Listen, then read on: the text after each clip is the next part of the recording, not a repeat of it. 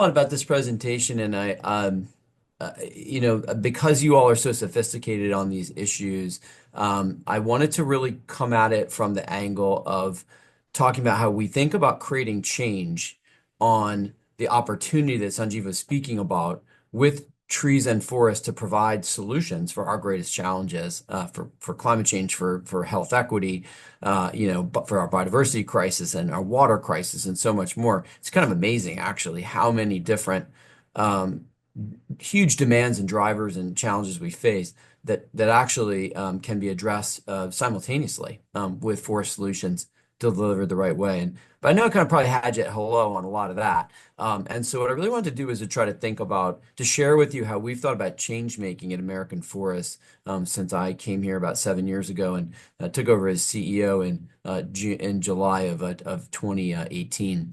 So I'm going to kind of, give a little bit of that kind of bone structural view of how we've been going about trying to unlock these forest solutions at the broadest possible scale. Okay, so just a quickie about American Forest. As Sanjiv said, we're an august organization. I'm really proud of that. I take very seriously being the 40th president, and I've thought about my time in American Forest as trying to tune this organization up for the next 150 years, and next year is actually our 150th anniversary. But I think a couple things just to know about our history. Number one is that we have this DNA of service leadership. American Forest has never been an organization that says we'll do it all ourselves. It's always been an organization that said, how do we bring everyone together, define a problem together, define a solution together, and then find a role for everyone. And that's true all throughout these different things that we've accomplished over the years, including the creation of the CCC, for example, as a great piece of delivering these solutions, during the context of the Great Depression and the land-based challenges of that moment, all the way to things like leading the charge to get $1.5 billion in the Inflation Reduction Act to implement this solution of tree equity in cities that I'll talk a lot more about, and taking urban forests from this kind of being seen as this kind of side skirmish luxury item issue, and putting it center stage as a serious focus of investment for our country. And so just to scope for a minute, I mean, forest solutions come in many forms. Conserving the forest that we have, changing how we manage forests, and how we leverage forest products. What I really want to focus on today is what do the more trees solutions look like when reforestation in all of its forms, whether it's more trees in cities, whether it's agroforestry, whether it's reforesting burned areas in our public lands, which is an increasing problem. But how do we think about all the places where we need more trees, and what benefits can be gained by bring more trees to those places, and then what are the technical details that it takes to get the right trees in the right places, and to turn and to kind of along the way leverage things like job opportunities for maximum impact. And just one example of the solutions that we get from a massive move on reforestation, as you can see here, we have 148 million acres that we've defined in our Reforestation Hub. By the way, this is online. This is reforestationhub.org, a tool we created with the Nature Conservancy. I invite you to go in and take a look at it. And so what we did was we mapped reforestation potential across the whole country, county by county, and found 148 million acres of that opportunity. And just for carbon, for example, that could increase carbon sequestration. If we reforested all those lands, that could increase carbon sequestration in trees and forests of the United States by more than half. So on the climate mitigation side, a huge potential solution, just as one example of what we get from a big move on reforestation. And as we like to say, reforesting America. So I said I want to take you into our theory of change and our change making. And this is a really important conceptual structure that we put in place when I came to American Forest, our impact model. And essentially what we said was, we had a bit of a problem at American Forest when I arrived. We knew what we wanted to do, but we didn't know how to go about doing it. We weren't sure what our role was. And so really the one role we were pretty clear on was raising money, particularly through corporate partnerships, and then giving it to people who are doing good work with trees and forests, predominantly reforestation. And that is one way to create change. There are a lot of organizations that do that work. But we stepped back and said, geez, for an organization of our type, isn't there more that we could do? And so we ended up developing this impact model, which really thinks about change at 3 layers. Number one, with our innovation lab, saying, let's not just keep doing the same old thing, but where are the breakthroughs? Whether it's what we're doing out there in the work that, for example, breakthrough forestry, or things like how we're financing the work, how we're building a workforce. But where are all the hacks, if you will, to do more and better and faster? And so that's what and so we built a team of specialists. We didn't have a single PhD forester on our team. Now we have many. And so to do that kind of innovation work. Second was to take our place-based work from project by project, kind of corporate partnership projects, and say we need to build lasting landscape scale and city scale collaborations, so that we're setting huge goals, like creating tree equity across an entire city, like reforesting an entire burned landscape, at 100,000 or million acre scales. And so our place-based partnerships model has really evolved quite substantially in terms of it has its own sort of theory of change within the theory of change, which I'll describe in a bit. But it's really become a very different engine within our work. And then lastly, movement building. We used to keep score in terms of how many trees did American forests plant. Like, who cares? The world doesn't care. The world cares how many trees do we all plant together? How many forests do we all protect and restore together? That's what matters. And so our movement building is saying, how do we create the capacity for everyone to scale this work up? Whether it's coalitions that help us all, work together in a collaborative and learning community, whether it's scaling up public and private finance, whether it's teaching others how to use the tools and techniques that we develop in our innovation lab, or even just how we talk about it. We created the term tree equity in American forest to try to get people to actually pay attention to this issue and think about it differently. So we think about all those different ways of really scaling the field that we're working in. And so let me talk about how we've applied that approach to creating what we think has been a pretty unprecedented change in a couple of areas. And I want to start with the work of urban forestry, which we have tried to reframe nationally and globally as the need to create tree equity in our cities, to remedy the fundamental reality that a map of trees in any city in America and around the world actually is like a map of income. And it's also like a map of race and ethnicity in ways that transcend income. And so that has huge impacts that we've tried to explain and then use as justification to ramp up this work of planting and caring and protecting trees in our cities in those most high value places, those most places of greatest need, with a whole new level of rigor and impact. And so, a story about everything is a story about nothing. And the problem with urban forests is asking your average urban forest advocate, why are urban forests important? And you fall asleep by the 17th reason that they name. They do all happen to be true. The problem is nobody remembers, and it all kind of washes itself out. And so we really said, hey, right now, the number one reason why urban trees are an urgent investment in our communities, why they're life and death infrastructure, is extreme heat.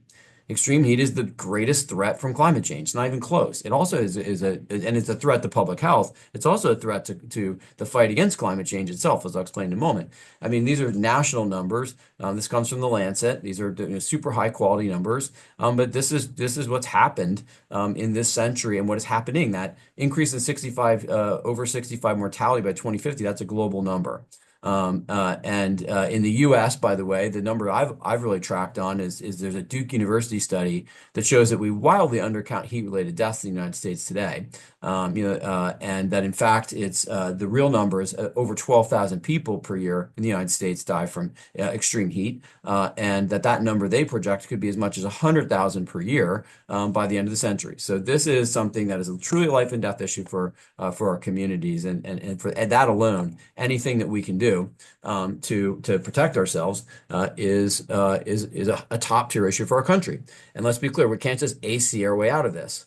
Some people say, well, why don't they just turn on the air conditioning? Yeah, well, like not everyone has it. As I just showed you the global numbers, a third of homes have air conditioning. In the United States, I've seen some different numbers. They seem to be a little squirrely, but about 12% of homes in the United States don't have air conditioning. And in fact, when you look at the North versus the South, and Kevin would know this, everyone in Texas has air conditioning because, God, you can't live without it. They've known that for a long time. But when a heat wave hits Milwaukee or Chicago or Portland or Seattle, there's a way higher percentage of homes that don't have air conditioning. That's why you see the highest mortality in those places where people's bodies aren't adapted, their homes aren't adapted.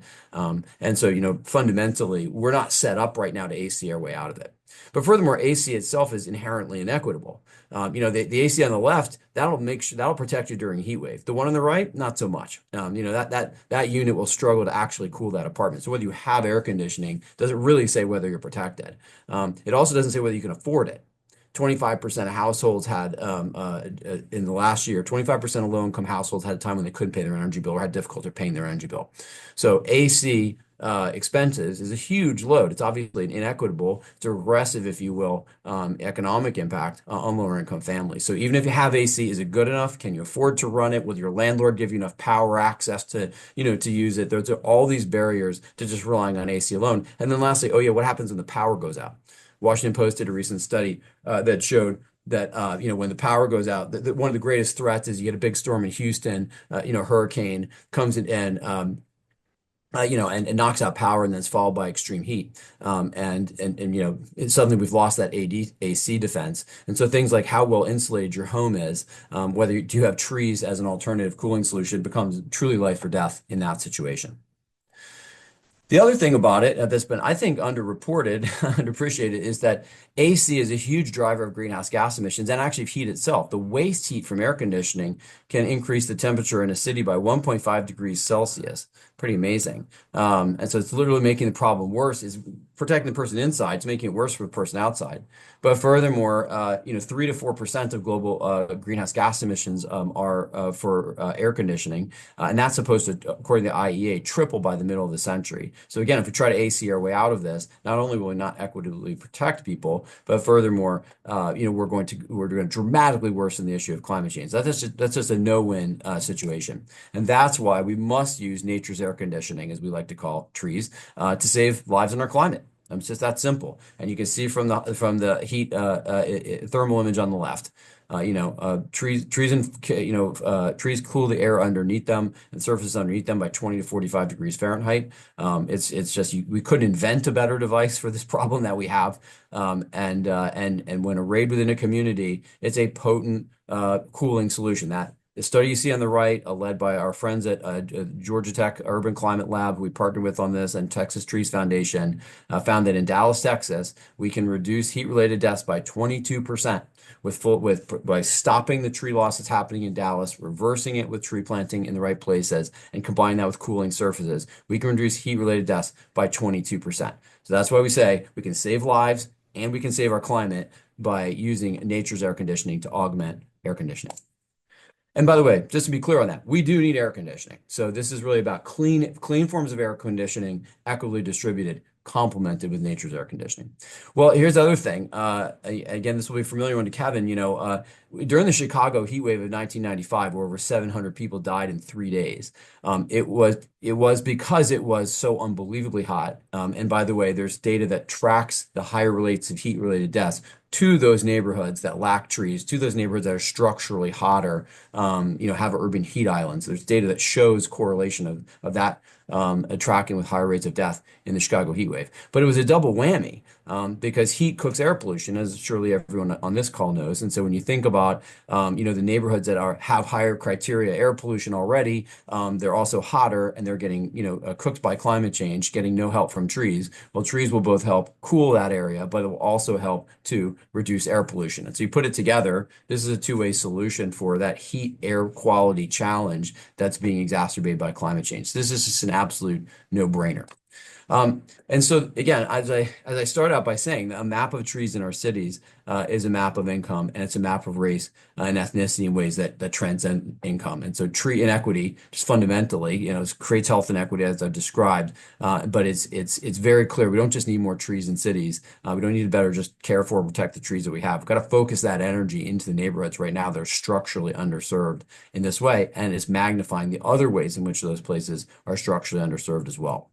And so here are some numbers that our tree equity score maps every urban neighborhood in America. And this was something we said, we can say this to people, but if this concept of tree equity isn't backed with some data, who's really going to stick with us? And so we created something called tree equity score. We mapped every urban neighborhood in America in a standardized way, so we could put some real data behind these inequities and the impacts of them. And what our data show on a national basis, the lowest income neighborhoods, as you can see, have 26% less tree cover on average than the wealthiest neighborhoods, and are on average almost 7 degrees Fahrenheit hotter on the hottest days.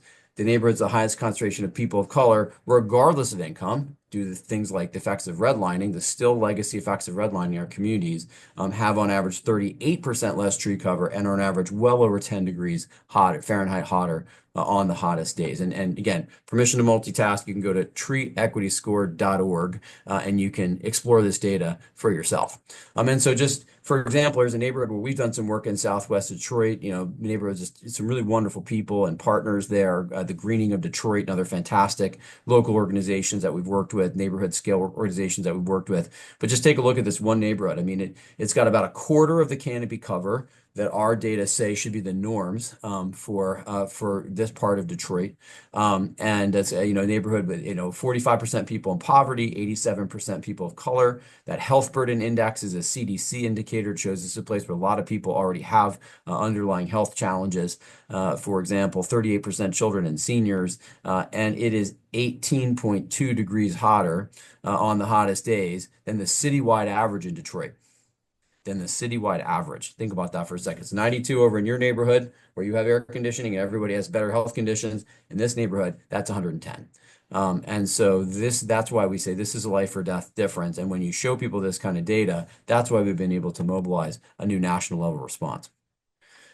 We also, with Tree Equity Score, it also enables you to go in and explore citywide information and to run scenarios and say, okay, hey, this isn't right. What would it take to, for example, get every single neighborhood in Detroit up to a Tree Equity Score of 75?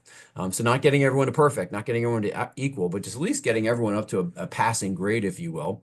And it turns out for 133,000 trees, you can do that. And you can see all the benefits that would be created, including the job creation benefits as well. So this has been a helpful tool for folks to make the case for the investment.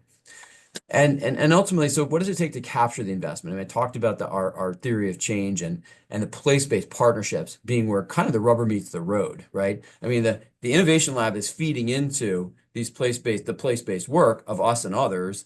What's the best way to do that? Where should we work? What's the best way to do this? What are innovative approaches? And then the movement building is feeding resources, into efforts like this.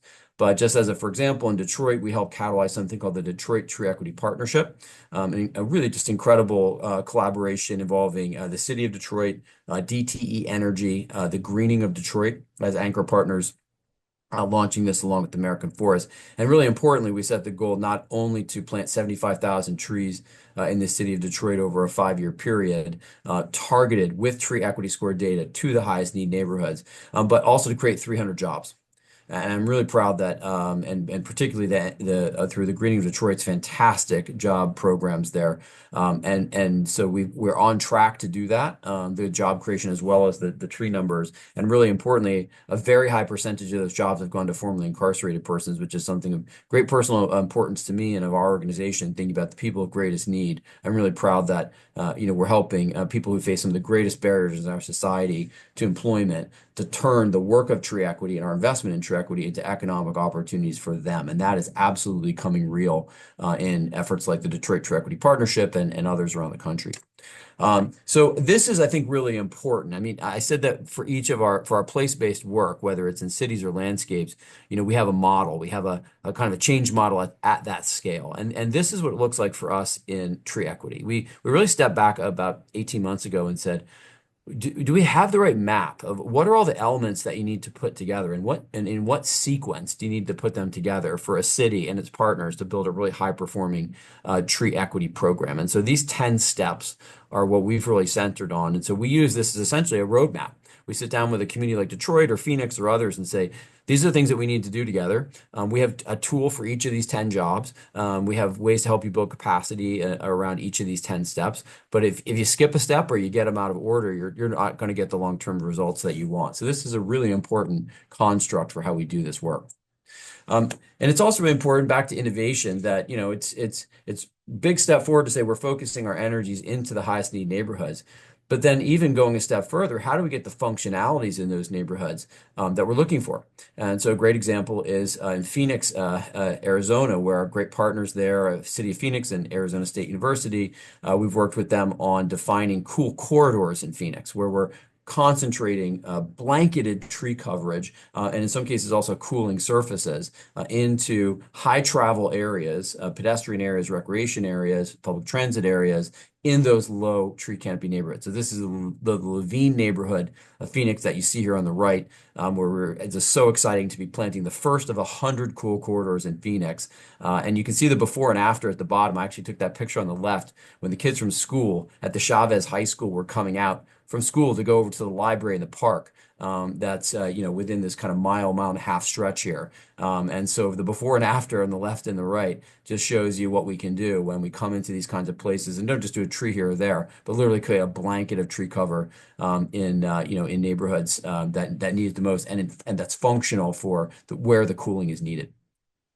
So I talked about the job creation piece, and just to say, we did a study we'd be happy to share with folks with Key Log Economics when we started this whole journey to say, what's the job creation potential? If we're really going to ramp up investment in tree equity, and say that's about also economic uplift, an opportunity for economic uplift, how big an opportunity? And so our data show we create 25.7 direct and indirect and induced jobs for every $1 million that we invest in the work of tree equity, of the work of urban forestry. And so when we launched our tree equity work, we simultaneously launched our tree equity career pathways program, so that we work very intensively on the workforce side to figure out how do we make sure that job opportunity is going to people in those neighborhoods where the work is happening and the people who need it the most. And so it's things like creating pre-employment programs, helping develop wraparound services for local employers so people stay in the jobs that we're helping to create and get them into. And so I'm really proud that we're playing a very affirmative role. I can consider it a moral imperative that we're playing an affirmative role in turning all of this investment into the jobs for the people who need it the most. And speaking of all that investment, we worked for 5 long years with the man in the middle there, hero to me and to us, the Senator Cory Booker from my home state of New Jersey, and native state of New Jersey. And Senator Booker, we sat down with him. We said, look, we need a champion for urban forests who can explain to Congress this is not scenery. This is life and death infrastructure. He was a mayor of Newark. He gets this. Newark is a place that exemplifies everything that I've described. And for 5 long years, Senator Booker was on that wall fighting for that money. And I'm proud to say that when we got $1.5 billion in the Inflation Reduction Act that is now rolling all around the city, it was a result of 5 years of working every single day to say we're not going to invest in this anymore like it's a joke. I mean, we've been putting less than 30 million, or about $30 million a year of federal money out of a $5 billion Forest Service budget into urban forestry before this investment. And it was a program that was usually proposed to be zeroed out. And we said that's an insult to people who live in cities. And I'm really proud that with this $1.5 billion investment, we have changed how people think about the importance of urban forestry. It's now funding projects in almost 400 cities across all 50 states. And I think this is, from our perspective, a permanent change in how we have to think about investing in tree equity as a top-tier solution for our country. So I want to just give you one other example so you can see the parallel construction, which is, we have that's one climate crisis. How do we protect our cities from extreme heat? How do we turn trees as part of the solution into something that actually radiates lots of benefits to cities? But another, serious threat we're all facing now and more across the country is wildfire.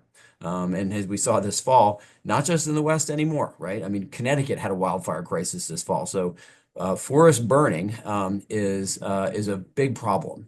Those solutions that we provide in forests, like carbon sequestration, all those benefits can become a threat in the case of wildfire. And so it's not just lives and property, which gets all the headlines, but it's all these other things. Wildfires triggering mudslides afterwards that take out roads and bridges. It's the smoke, which has national level impacts. Its effects on drinking water filtration that comes from those forests that are burning, recreation opportunities, forest products, habitat. That's the whole suite of things. And so it's really important that when we do lose forest to wildfire, we respond.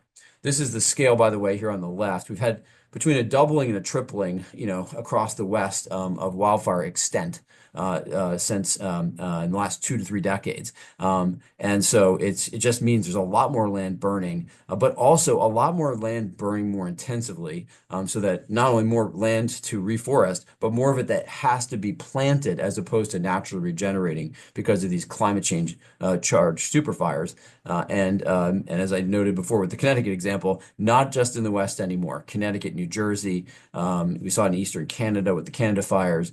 These places are now amount risk. And so we have to think about how do we build wildfire resilience? How do we build wildfire recovery capacity far, far more expansively than we've been prepared to in the past? And so American Forest has taken particular leadership. We're working across all that spectrum, but we've taken particular leadership on what do we do? How do we reforest burned areas rapidly so they don't turn into a mudslide, they don't turn into a hazard? How do we reforest them in a way that they won't just burn catastrophically again? And so we've really leaned into the science of that. We've leaned into the practice of scaling that work up, and we're now out delivering it in places like California and all across the country at a scale that actually we've never seen before, as I'll get to in a bit more in just a moment.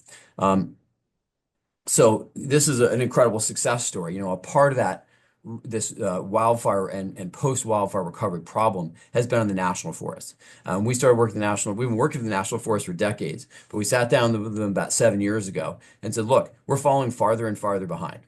You are, at a conservative estimate, you have 3.6 million acres. That's an area the size of Connecticut, of burned and degraded land that you don't have, that you're not reforesting, that you don't seem to have the resources to reforest. And we're trying to fix one corporate partnership at a time, one little project at a time. Not going to happen. And so he said, we need a systems level solution. That solution became the Replant Act. Again, while we were working with Senator Booker to get the $1.5 billion for the replanting tree equity in our cities, in parallel, we were working for those same 5 years with champions in Congress, bipartisan champions in Congress, to create something called the Replant Act, to pass it as part of the infrastructure bill, to give the Forest Service a permanent and dedicated 5 to 10-fold increase in their annual reforestation funding that comes out of a tariff receipts in a particular trust fund. That's why it fluctuates. That is now giving them capacity to catch up and keep up on this massive backlog of dead land on our national forest and to keep up into the future. It's just been a really exciting success story. And so we're about 3 years into implementing this new law. And I'm really proud to say that American Forest signed a keystone agreement with the Forest Service to co-lead this whole effort. To say we're going to almost act like an agency aligned consultant, if you will, to help you organize the whole effort and deliver it out into the field. And so a little bit more here just to kind of give you some color on how we're doing that. One key piece of what we've been doing, well, the starting point of what we've been doing is basically helping the Forest Service inventory their needs nationally, figure out how to prioritize them, and then who's ready to do the work. What's the capacity that the Forest Service has? And so then what that really kind of takes us to is this kind of analysis.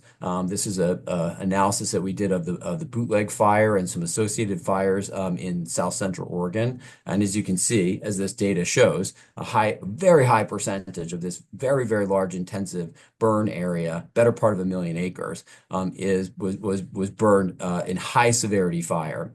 Which means that it's very unlikely to recover, or we even can determine it is definitely not going to recover without being actively reforested. So we use that kind of data and that kind of analysis to then do this type of translation into essentially a roadmap of where the reforestation needs to occur, where can we just assist natural regeneration, but really get a nuanced plan of what needs to happen where.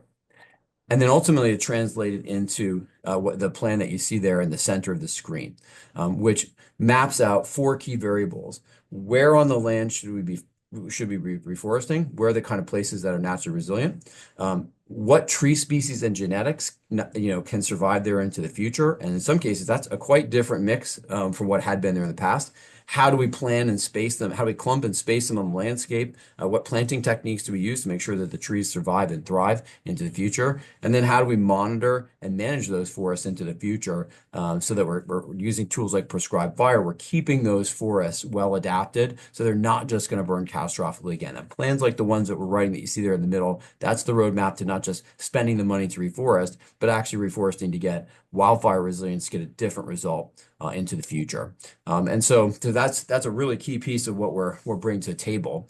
And then the other key thing that we're bringing to the table, and you can think about this as kind of like the parallel to that 10-step process that I showed you in cities. This is the 9-step reforestation supply chain model that I'm proud to say we created for the Forest Service. Say these are all the actions that you need to link together to take this huge increase in funding that we've gotten from Congress through the Replant Act and actually translate it into getting the work done on the ground, with both pace and scale, but also with those details of resilient reforestation. We're actually implementing that science-based plan that I just showed you, and not just sticking more trees in the ground. So it's things like having our seed and seedling operations at the scale that's necessary, as well as aligned with the seeds that we need to collect, the seedlings we need to grow for a truly resilient reforestation response. And then we're just focusing all of our capacity building into helping them find the capacity gaps on this 9-step supply chain and put it into action all across the country. And so the results are pretty amazing. This is actually in the first 2 years, we closed 10% of that 3.6 million acre backlog. So we're catching up. We're taking on new challenges, and we're also catching up simultaneously on this backlog. And I'm proud to say at the end of this year, we will have reforested over 500,000 acres on our national forest system in 3 years. And that'll be 15% of this backlog knocked out in the first 3 years. So last thing I'll just say, there's some closing reflections from me.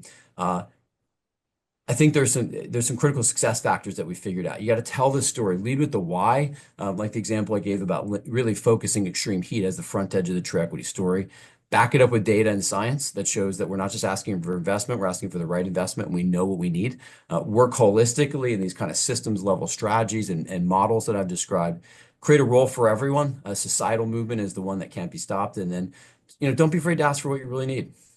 True equity is life and death, then don't take $30 million a year from the federal government. Get 1.5 billion. And if you ask for what you really need, you back it up this way, you can win. Thanks.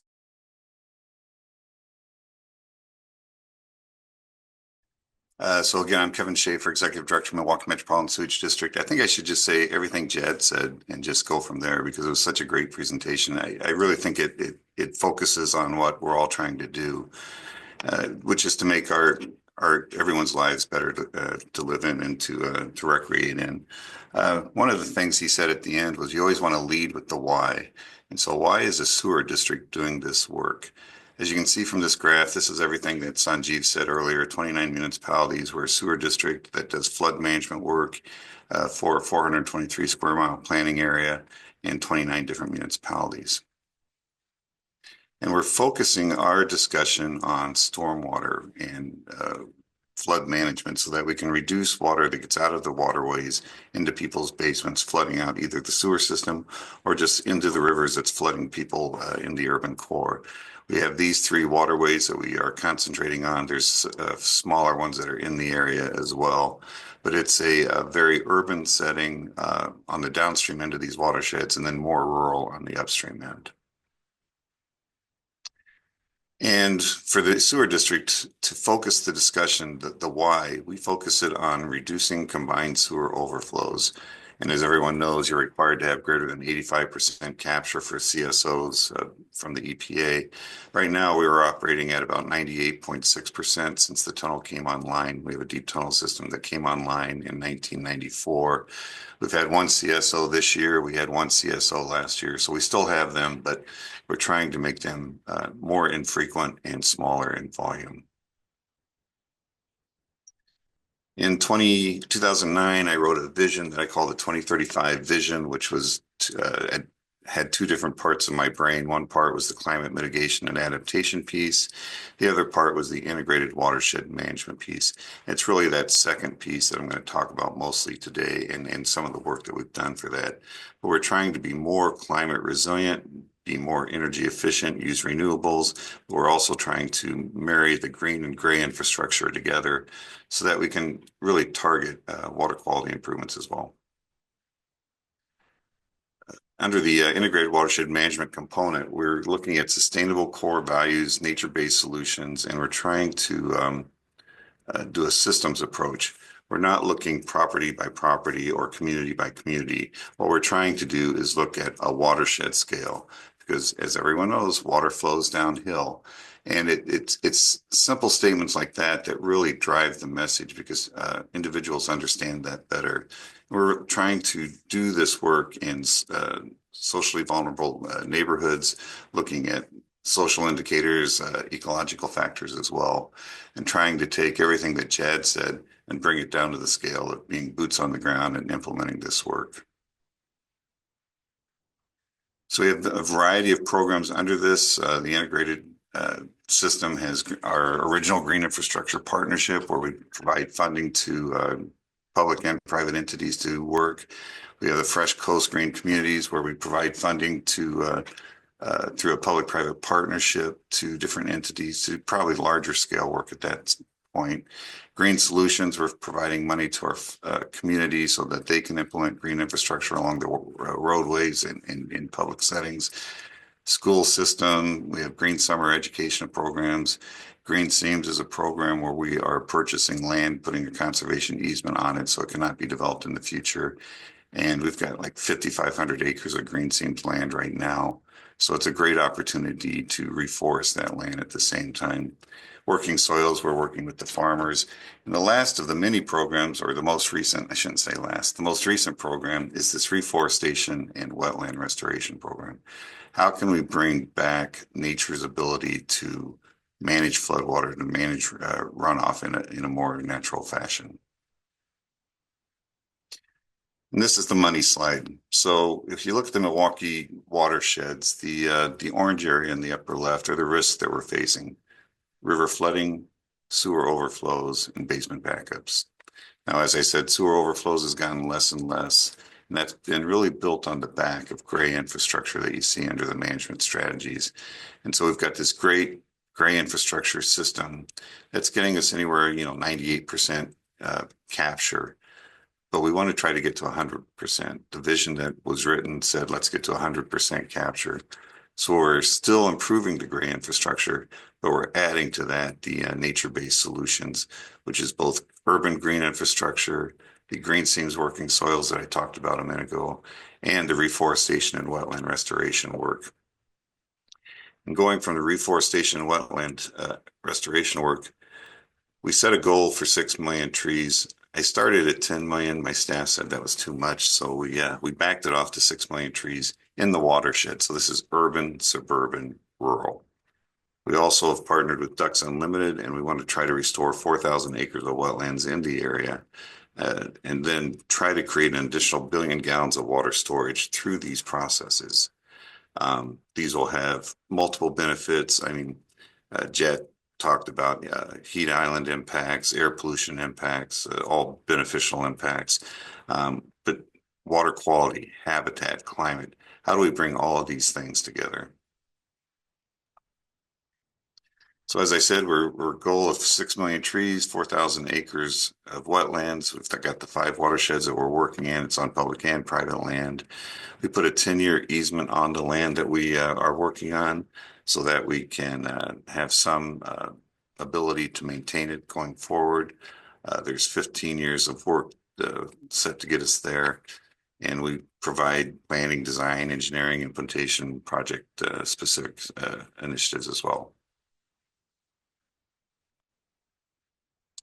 I think this is similar to the one that Jad had, but these are the various benefits that we see from Urban Tree Program. Upper right is the urban or support stormwater management. That's the why that I drive this program with. But when we're out talking to neighbors, we know that it's going to bring back biodiversity and provide habitat. We know it's going to help us cool our cities and reduce stress and provide a place to recreate. So this is probably one of the easiest initiatives we have to sell to the public. They understand, they want trees, they need trees. And with the emerald ash borer hitting our area pretty severely, they see the trees that are being cut down and removed. So this is a way to help address that issue as well.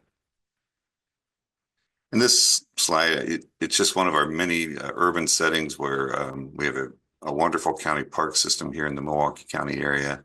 And we work along those park areas, along the urban setting to plant more trees. And it's just been a very fulfilling program. So with that, I just want to thank you, and thank you, Sanjiv, for asking me to speak today.